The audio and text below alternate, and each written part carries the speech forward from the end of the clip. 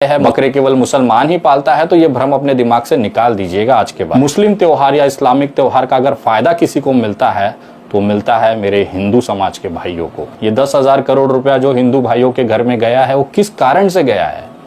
वो इसी बकरी ईद के कारण से गया है, जिसका विरोध यही हिंदू समाज के कुछ लोग केवल अपने राजनीतिक फायदे के लिए करते आए हैं। आपको क्या लगता है, आप ये विरोध कर लोगे तो ये बकरी ईद का जो त्योहार है वो रुक जाएगा? ये कभी नहीं रुक सकता और ना कोई इसे रोक सकता है। ये वीडियो को शेयर कर हर भारतीय तक पहुंचाने की जिम्मेदारी अब आपकी है। मैं हूं अल्तमश और आप देख रहे हैं अल्तमश ऑफिशियल यूट्यूब चैनल। आपके स्क्रीन पर जो ये वीडियो क्लिप चल रही है विनय दुबे की, आगे हम आपको ये वीडियो क्लिप भी दिखाएंगे, लेकिन उससे पहले हम आपको बता दें कि बकरीद में होने वाले बकरे को लेकर के जिस तरह से कुछ लोगों के पेट में दर्द मचा हुआ है, तो सबसे पहले विनय दुबे की ये वीडियो क्लिप देखिए, फिर आगे हम बात करते हैं। एक बकरी ईद मनाने से देश में क्या बदलाव हो सकता है या क्या भला हो सकता है देश का, इसका जवाब आपको इस वीडियो के अंत में आते आते मिल जाएगा। 20 करोड़ की मुसलमान आबादी है भारत के अंदर जो बकरी ईद को मनाती है, लेकिन सभी लोग कुर्बानी नहीं कर पाते। सबकी अपनी एक आर्थिक मजबूरियां हैं, किसी की कुछ और दिक्कतें हैं, जिसकी वजह से हर बंदा कुर्बानी नहीं करता। इस 20 करोड़ की मुस्लिम आबादी में अगर आप मान ले कि 10% केवल जो हैं उन्होंने कुर्बानी की होगी, तो उसका आंकड़ा क्या बैठता है? उसका आंकड़ा बैठता है 2 करोड़। यानी 2 करोड़ मुसलमानों ने कम से कम एक बकरा तो कुर्बान किया ही होगा। बाकी 90% जो लोग हैं उनको हम नहीं मानते कि उन्होंने कुर्बानी की होगी। मैं बहुत मिनिमम न्यूनतम तरीके से आंकड़ों से आपको समझाने की कोशिश करता हूं कि इस बकरी ईद से देश का क्या भला हुआ। 2 करोड़ मुसलमानों ने 2 करोड़ बकरे काटे होंगे, जिसको आप कुर्बानी कहते हैं। अब अगर अंदाजा लगाया जाए कि एक बकरे की कीमत क्या होगी, लेकिन अगर आप एक औसत इन बकरों के कीमत का निकालें तो 10,000 मान लिया जाए। अगर 10,000 की कीमत से एक बकरे की अगर औसत मूल्य निकाली जाती है तो 2 करोड़ बकरों की क्या कीमत होगी? यह आंकड़ा बैठता है 20,000 करोड़। ये जो 20,000 करोड़ रुपए थे, केवल एक बकरी ईद में बकरे की कुर्बानी के लिए खर्चा कर दिया मुसलमान भाइयों ने। अब ये 20,000 करोड़ रुपया कौन सा देश लेके गया? भारत के अंदर जो बकरे मंडियां लगाई गई, वहां पे बकरे बेचे गए, क्या अमेरिका से बकरे मंगाए गए थे? क्या चाइना से कंटेनर भर भर के बकरे आए थे? ये जो पैसा उन्होंने कमाया यहां से अपने देश चाइना लेके चले गए?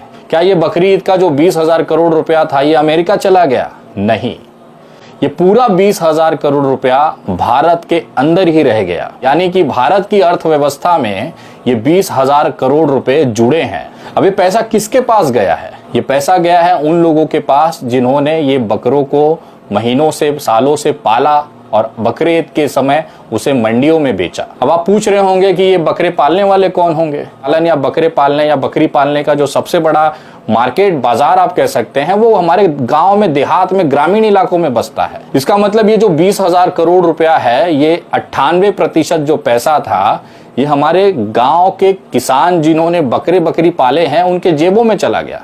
मतलब एक तरह से ये बकरी ईद का जो त्योहार था ये उन ग्रामीण इलाकों में जाकर मदद किया आर्थिक तौर पर, जहां पर सरकार भी नहीं पहुंच पा रही है। को एक आपके अंदर एक गलतफहमी होगी कि केवल मुसलमान ही बकरा या बकरी पालता है जो बाद में कुर्बानी के लिए इस्तेमाल किया जाता है।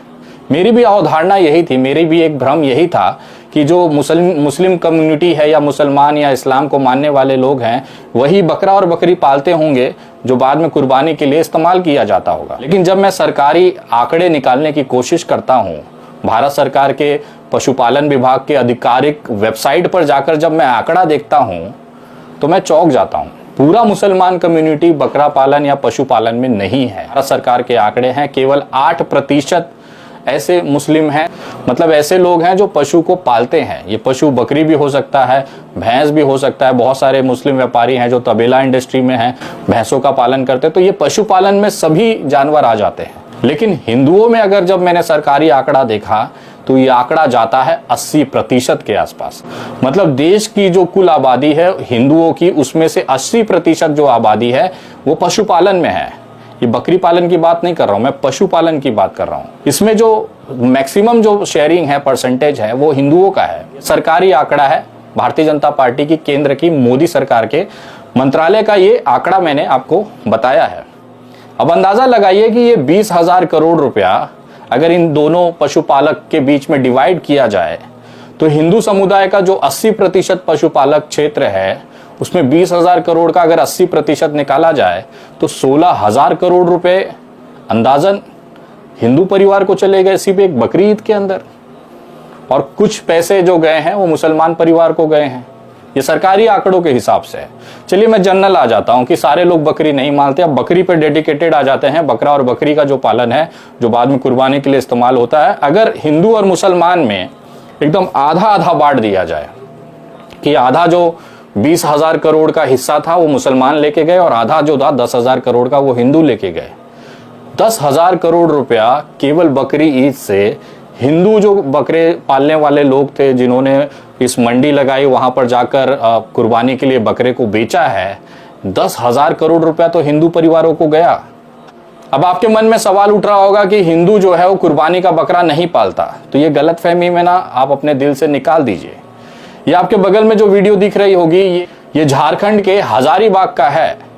वहां पर हिंदू महिलाएं जो मांग में सिंदूर भर के बैठी हुई हैं, वो बकरे लेकर मंडी में बैठी हैं कि कोई खरीदार आ जाएगा और इसको बेच लेके हम अपने घर का जो भरण पोषण है वो कर लेंगे।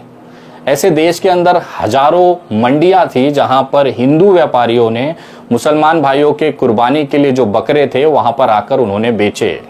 तो ये जो भ्रम है आपके दिमाग में कि केवल ये मुसलमानों का व्यवसाय है, बकरे केवल मुसलमान ही पालता है, तो ये भ्रम अपने दिमाग से निकाल दीजिएगा आज के बाद। 10,000 करोड़ रुपया भी अगर एक हिंदू समुदाय को अगर मुसलमानों की त्योहार की तरफ से जाता है, वो भी ग्रामीण इलाकों में जहां पर सरकार की योजनाएं लगभग न के बराबर पहुंचती है, तो सोचिए कितना बड़ा बदलाव इस देश के अंदर हो रहा है।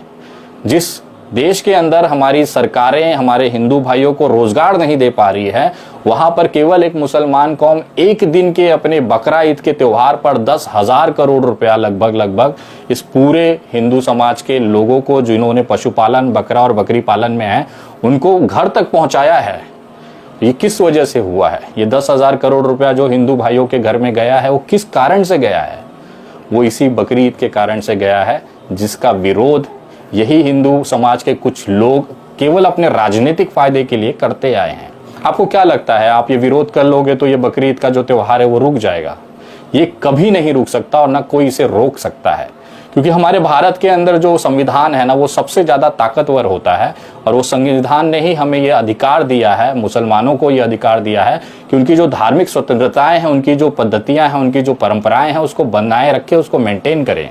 तब जिस देश में सरकार 80 करोड़ लोगों को मुफ्त अनाज बांट रही है, वहां पर 1 करोड़ भाइयों को, चाहे वो हिंदू हो चाहे मुसलमान हो, उनको केवल बकरी ईद के दिन आर्थिक तौर पर 20,000 करोड़ रुपए बांट दिए गए।